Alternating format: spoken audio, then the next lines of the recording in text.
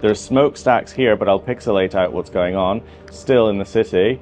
So there's still stuff burning. And it takes 3 minutes to get from those ships to these buildings. When the sirens do start, usually I just go inside. If you're protected by a thick concrete wall, that's pretty helpful. So these missiles look like they were launched from ships in the Black Sea. The Black Sea is right behind me. You can see the blue. I witnessed on this terrace 4 huge fireballs, massive explosion. I've got Caolan Robertson again in Odesa. It looks like a wonderful morning. You're looking very bouncy and well. Is everything splendid? Are you safe? Yeah, completely. I'm in a high-rise right now, currently in Odesa. Woke up this morning, it was really beautiful, really clear sky morning, everything was really calm, and then I got a notification from a friend of mine saying that 11 Russian bombers had entered the skies of Ukraine and things were going to start exploding, and then 4 ships on the Black Sea were activated, which means that cities across Ukraine were about to be hit. 3 minutes after that, I witnessed on this terrace 4 huge fireballs, massive explosions. I can't show you where these missiles have landed. The Russian targeting system is not very good, so they employ a lot of people who go on computers and basically go on Twitter and social media, and as soon as a missile hits, they look for the geolocation of it, and if they're aiming for something nearby and it had missed, then it'll send another missile into the city. So you can't film impact zones. There's smokestacks here, but I'll pixelate out what's going on. Still in the city. So there's still stuff burning because this has all happened in the last hour. And from what I'm hearing from my friends, every single major city in Ukraine has just been hit from Russia. So you've got missiles being thrown at you directly from Russian territory, but you've also got bombers flying in. So these missiles look like they were launched from ships in the Black Sea. The Black Sea is right behind me. You can see the blue. Extremely dramatic, actually. It's been quite quiet in Ukraine in terms of cities being hit in the last few weeks. So this is kind of an extraordinary morning. Yeah. Are you personally safe, do you think? Well, it's very difficult to measure that sort of thing. I mean, where I am here is on the top floor of a high-rise in the city center. Black Sea is there, but actually Crimea is on the other side of this building if you walk all the way around it, and that's where the missiles were being launched from. So technically, they come through there and go into the city that way, which means that this side of the building, you're almost protected by the building. So if anything was to hit this building, it would hit that side of it and probably wouldn't go through to the other side. So as safe as you can be, but it also means I'm in a place where I can witness what's going on and what the Russians are doing. And so I saw firsthand all the impacts of those missiles this morning. And you don't have any air raid shelter to go to, do you? There's an air raid shelter in this building, but I'm on the 18th floor and the entire city is now without power, and it probably will be for a long time. So by the time I go down 18 flights of stairs and go into the basement here, there's usually only a 3-minute warning with the air raid system. It becomes pretty pointless, so I may as well stay in here. When the sirens do start, usually I just go inside. If you're protected by a thick concrete wall, that's pretty helpful. But you get a 3-minute warning, and that's because the Ukrainians know when something is taking off. And usually if something hits here, it's taking off. It's been taken off in the Black Sea behind me through the Russian warships.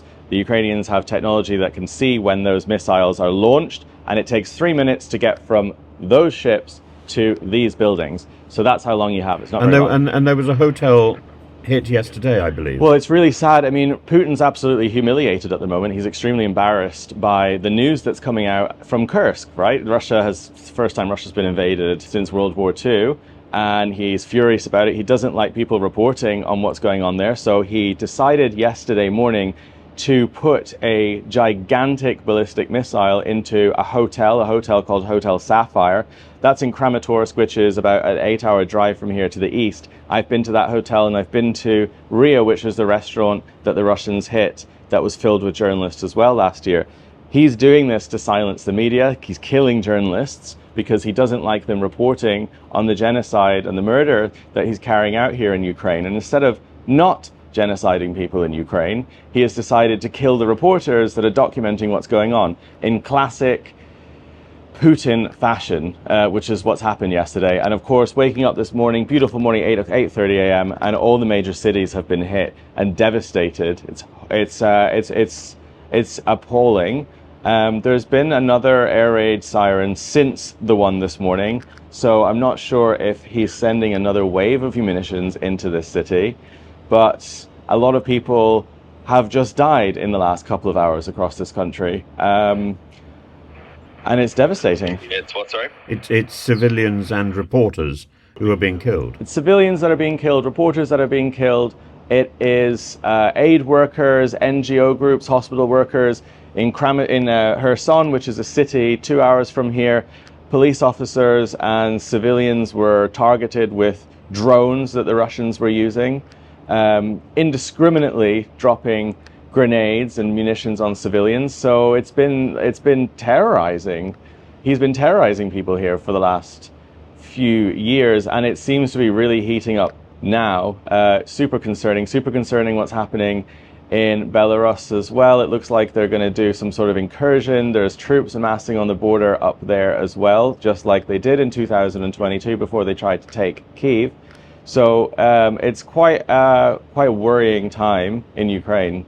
Quite a worrying time. But these are Russian troops, or these are Belarusian They're troops? Belarusian troops, but Wagner has been spotted with them, and members of the Russian army have been spotted with them. So it looks like, I mean, it's probably, I would put it as like a 10% chance that this is going to happen right now. The president of Belarus is unpopular already. The population of that country is completely uninterested in trying to invade Ukraine and will probably revolt against him if he does this. So hopefully that's not going to be the case.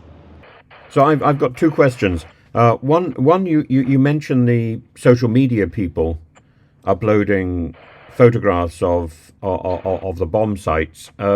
Is there a big problem with the sort of fifth column? Well, there are Russian spies that exist all over the place. I'm sure there's some in this city, there's some in every city. The Russians pay people about $10,000 if they photograph military equipment or strategic equipment and send the geolocation coordinates of it. So the SBU are very, very, very, very good in this country. They arrest those people pretty quickly and take them away, which is nice, but in war there's always spies. But what I was discussing earlier about civilians photographing bomb sites, it's civilians doing it unintentionally. If someone's live streaming, which is why you have to be very careful live streaming here, and something is captured in the background, there are teams of Russians constantly looking. Any photographs, any videos, anything that's filmed right now in these cities is being looked at by teams of people in Moscow to send data to the Russian army so they can hit infrastructure. They're looking for military, they're looking for energy targets, they're looking for positions that are strategic and important. So that's why I'm very careful as well with what I film in these cities and what I film when I'm doing my reporting, because it can be used. There'll be Russians watching this looking for information. Well, do be careful. The other thing I want to know, have you heard anything about Koronevo, which is in the Kursk? What is that? No, it's just above the area that Ukraine has so far captured, but the report suggests that they're attempting to encircle it and take that little town, which would then cut off a very large area. Oh yes, Koronevo. Yes, I know it's Koronevo with a K. It's like Kor. I know what you're talking about. Yeah, it's to the northwest. My friend and the amazing reporter Tom Much was inside Kursk a few days ago, and he said that they were probably going to take that town, or that was as far as they were going to go. The Russian fallback lines have been fortified hugely in Kursk right now, so I don't anticipate the Ukrainians getting much further than they already are in that area, but they don't need to. They've already sent the message they need to and done what they anticipated and done it very successfully. It's incredible. Took Russia totally by surprise. First time that country has been invaded since World War II, and they did it successfully. So yeah, they might take that town, but the fallback positions, the reinforcements are in, and they're probably not going to get that much further based on what I'm reading. Well, look, be safe. Yeah. and we'll talk a little later. Thanks. Yeah, I'm going to work on my reports for the rest of the day, but I'll keep you updated with what happens here.